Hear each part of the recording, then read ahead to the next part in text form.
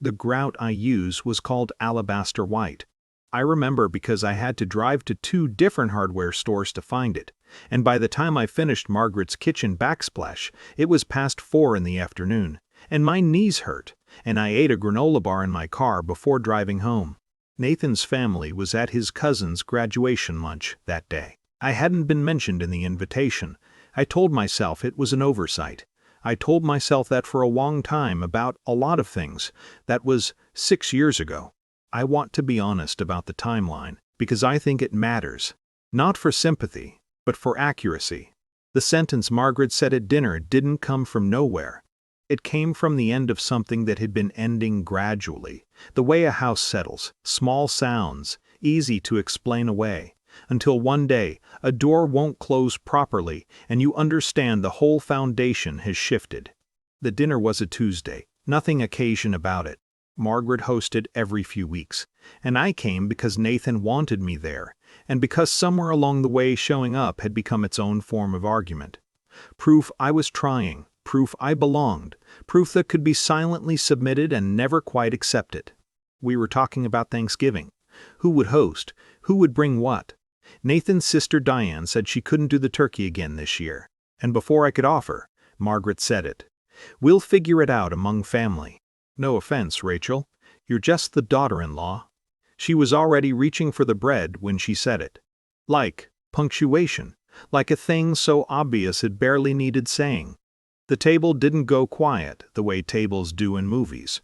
Conversation continued, slightly adjusted, the way water moves around a stone. Diane looked at her plate.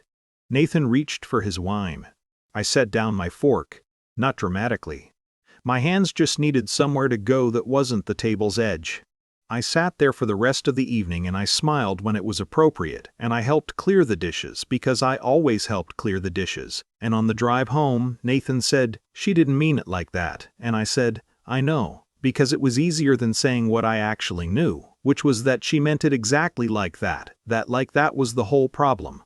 What I didn't tell him was that 3 weeks earlier I had accepted a job offer. Not impulsively. I want to be clear about that. The offer had been open for 2 months, and I had been turning it over privately, the way you turn over a decision that has already been made but needs time to become conscious. It was a senior position, different city, the kind of role I had deferred twice in the last 4 years because the timing wasn't right for Nathan, for the family, for the unspoken calendar of other people's needs. I had also, the week before the dinner, spoken to a lawyer about separating our finances, not filing anything, just understanding what was mine, legally and clearly, in language that didn't depend on anyone's goodwill. And I had signed a lease. A small apartment, 12-minute walk from the new office, my name only. First and last month paid from an account Margaret didn't know existed, that Nathan hadn't thought to ask about, that I had been quietly maintaining for 2 years the way you maintain something you hope you'll never need. I hadn't left yet when Margaret called on Thursday about the holiday schedule. She wanted to know if I could coordinate the RSVPs, manage the dietary restrictions, pick up the centerpieces from the florist she never remembered to call herself. I told her I wouldn't be available this year. She paused. "What do you mean?" "I mean I won't be available," I said. "You'll want to ask someone in the family." I wasn't cruel about it.